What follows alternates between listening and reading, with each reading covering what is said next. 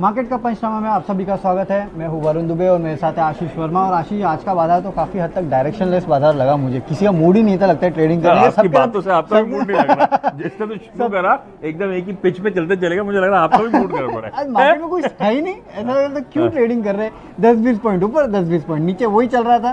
सबके सब इलेक्शन में वोट डालने गए लगता है।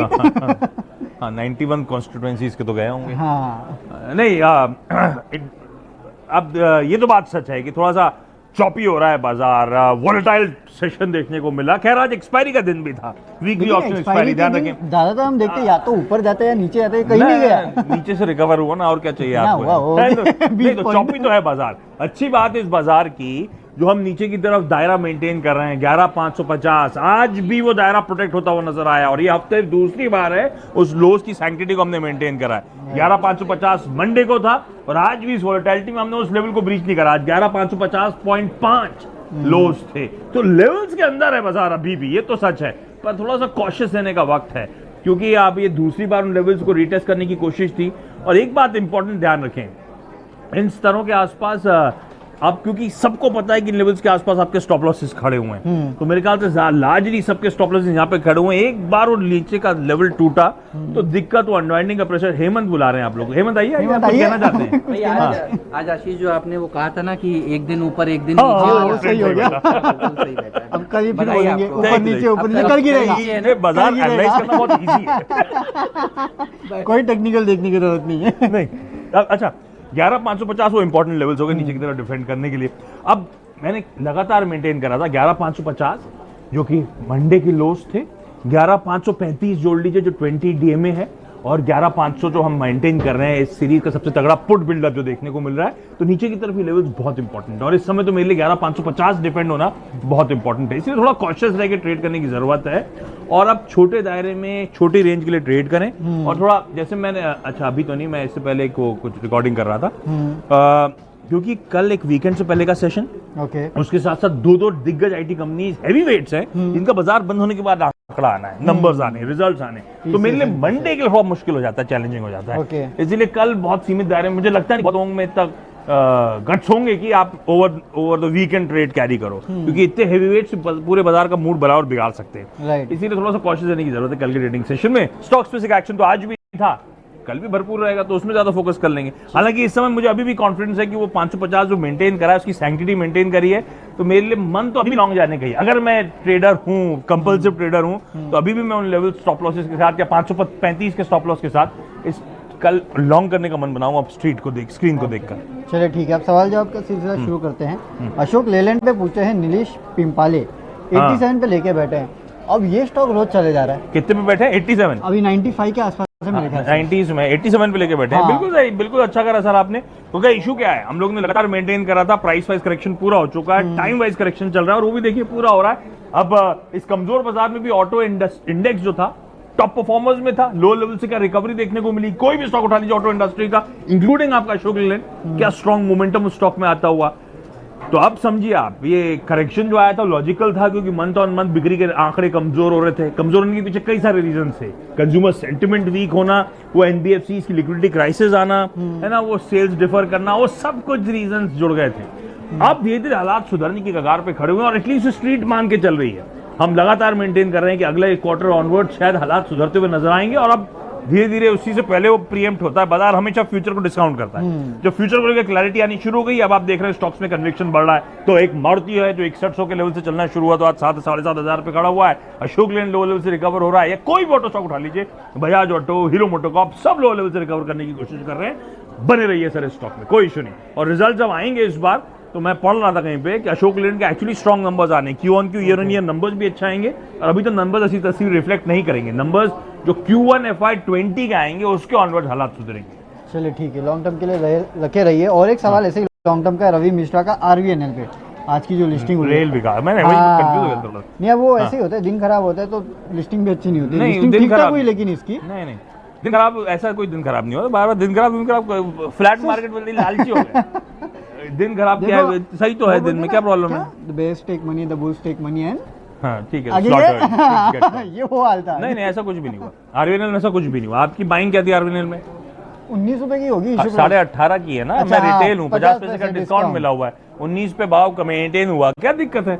और आरवीएनएल तो हमने पहले ही कहा था कि ठंडी लिस्टिंग होगी, 2.25 गुना सब्सक्राइब हुआ था, रिस्पांस कहाँ था, सिर्फ रिटेल नहीं माल भर रहा था, 2.5 गुना रिटेल सब्सक्राइब हुआ था, बाकी ना एचएनआई ना क्यूआईबी की तरफ से पैसा आया था। तो आरवीएनएल एक ठंडी लिस्टिंग एक्सपेक्टेड थी। आरवीएनएल को लेकर इसके बीच में वो एक और कौन सा आईपीओ आया था, वो क्या नाम था उसका, मेडिकेयर, मेट्रोपोलिस, इन दोनों को लेकर हमने कहा था कि सबसे ज्यादा कॉन्फिडेंस पॉलीकैब पे आ रहा है, ध्यान रखिए वो एक अच्छी लिस्टिंग मैं अभी भी एक्सपेक्ट करता हूं, बाजार का मूड अच्छा रहा तो। बाकी दोनों एक्सपेक्टेड है कि ठंडी लिस्टिंग होगी, और आरबीएनएल तो बिल्कुल एक्सपेक्टेड था एक ठंडी लिस्टिंग होगी, और ऐसा कुछ घबराने वाली बात नहीं है। अब वो रेलवे स्टॉक्स को लेकर कभी कभी सरकारी एकदम से मोमेंटम लौटता है, तो ये बिल्कुल एप्टली प्राइस था, और इसीलिए वैसी लिस्टिंग भी हुई है, वैसी रिस्पॉन्स भी मिला था, इसीलिए ज्यादा घबराए ना। आपने अगर सोच के कुछ लिया था, लिस्टिंग इनके लिया तो जो मिला था आज निकल जाना चाहिए था, तो लॉजिक क्लियर है मेरा। और अगर रखा ही तो लंबी अवधि के लिए, तो फिर वो रिस्क आप कैरी करिए, क्योंकि मैं मानता हूं जैसे राइट्स कभी कभी आप देखते हैं एकदम से उछाल देखने को मिलता है, इरकॉन कभी भी उछाल देखने को मिलता है, मोमेंटम स्ट्रांग होता है। आरबीएल है तो अच्छी कंपनी, पर वो राइटली प्राइस है, इसलिए मेरे लिए इशू था। चलिए ठीक है, अगला सवाल Rahul Kumar south Indian bank पे भी पूछे हैं। आज चला है शायद वो, है ना, वायदा में भी अच्छा, हाँ मुझे याद आ रहा है।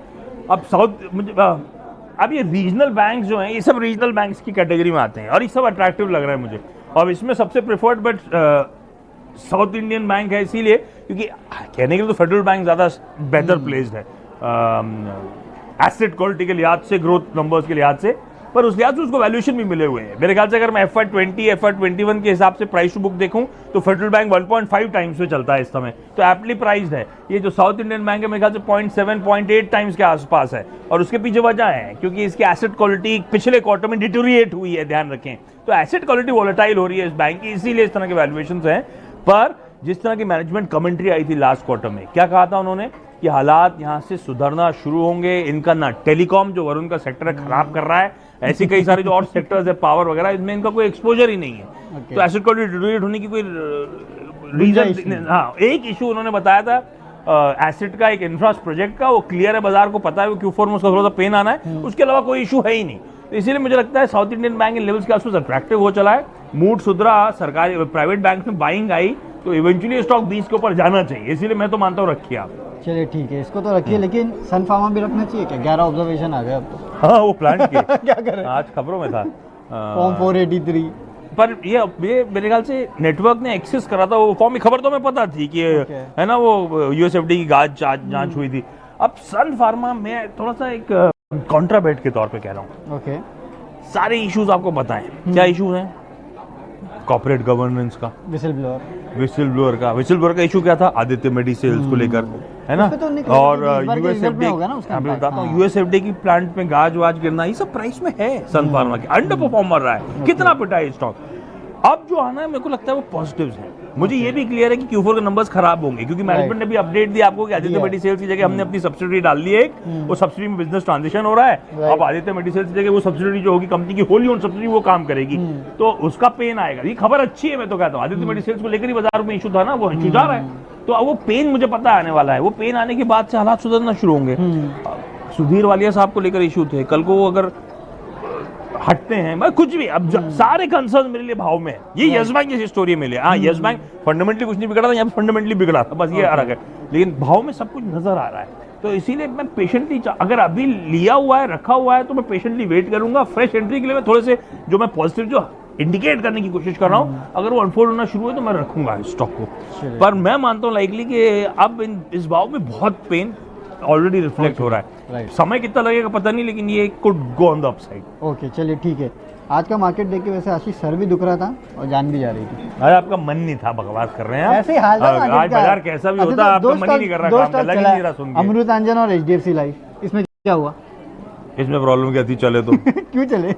अमृतांजन तो इसलिए चला क्योंकि हेमंत स्टॉक 2020 में डाला था। ओके ठीक है। और HDFC लाइफ?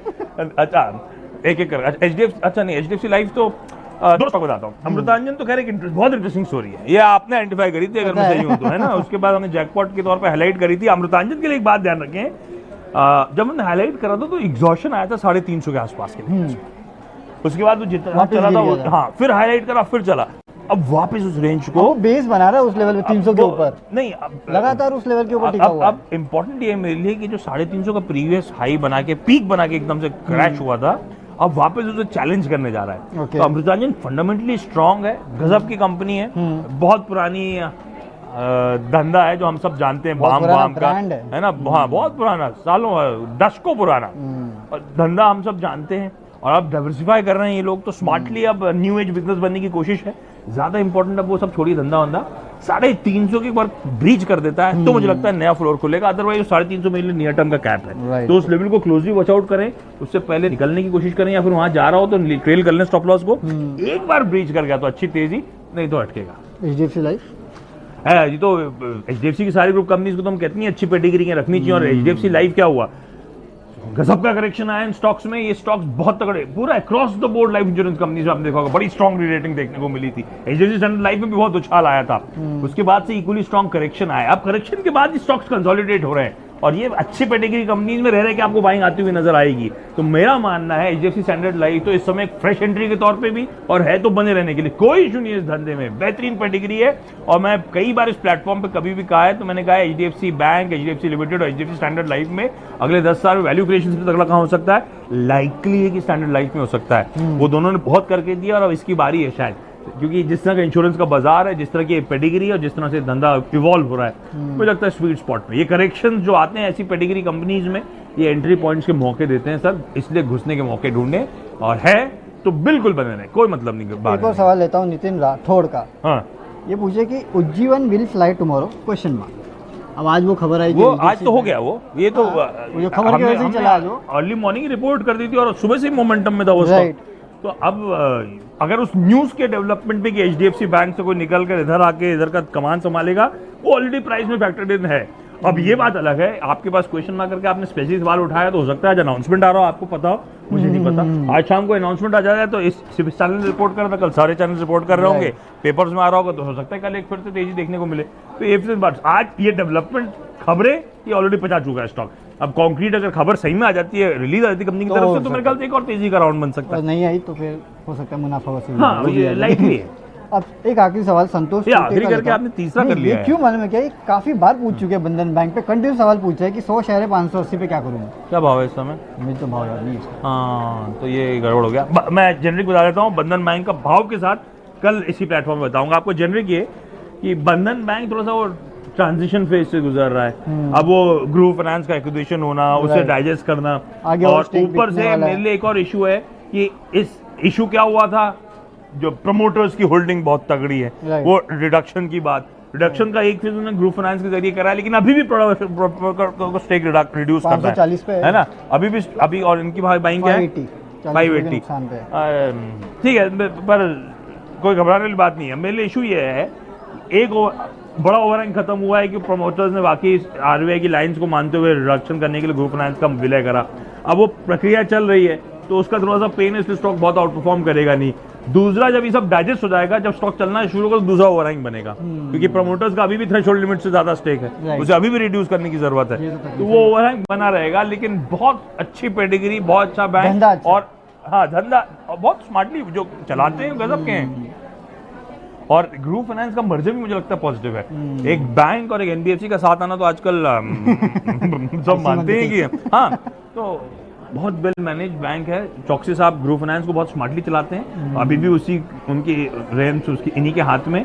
मुझे लगता है इवॉल्व होगा धंधा धीरे धीरे करते हुए, पर आपका भाव आने में कितना समय लगेगा कहना मुश्किल हो गया है सर। 40 रुपए का डिफरेंस है, नहीं ज्यादा तो अब ये चलेगा क्यों, स्टॉप लॉस ये रखना अभी चाहिए ट्रांजिशन फेज में कह रहा हूँ हाँ, ये मैं, है। ऊपर से एक ओवर आएंगे अभी तो इसीलिए मेरे पास इस समय बेहतर विकल्प है। Okay. इसलिए मैं इसलिए असमंजस में 40 रुपए मुनाफा बांध लूं, ये सॉरी घाटा लेके लेके कहीं और इन्वेस्ट करूं, या फिर बना रहा हूं, क्योंकि मैं मानता हूं कि इस बंधन बैंक से ज्यादा अच्छा आउट परफॉर्म कई सारे वो रीजनल बैंक जिनकी हम लोग चर्चा करते हैं ना, वो शायद आउट परफॉर्म करते हुए नजर South Indian आए। banks। मे भी कर्नाटका, मे भी साउथ, मे भी ज्यादा अच्छा सेफ रखना है तो फेडरल बैंक कर Federal लीजिए, Bank में डाल दीजिए। तो ज्यादा बेहतर बेट हो सकती है। तो ये सब ज्यादा आउट परफॉर्म कर सकते हैं सर, ये इशू है। तो ये कॉल आपको लेना पड़ेगा कि ये 40 रुपए का, या ये जब भी नैरो डाउन होता है तो वो घाटा बुक करके किसी और में जाऊं, क्योंकि इसमें थोड़े ओवरहैंग लॉजिकली तो रहने चाहिए। डेफिनेटली। चलिए, तो इसमें ओवरहैंग रहेगा तो आप दूसरे स्टॉक, दूसरे बैंक्स वैसे और ले सकता हूँ। पक्का, तुम्हें आपकी मर्जी है। चलो ठीक है, अब यहाँ सवाल जवाब का सिलसिला बंद करते हैं, क्योंकि आशीष कह रहे हैं बंद करने के लिए। आपके साथ मैंने कुछ नहीं कहा था बंद करने के लिए, 3 बार आखिरी करके आपने कंटिन्यू करा है। क्वेश्चन ही इतने क्या करें। चलिए, कल आपके साथ फिर जुड़ेंगे इसी प्लेटफॉर्म पे आपके सवालों का जवाब देने के लिए। तब तक के लिए बाय बाय। सिर्फ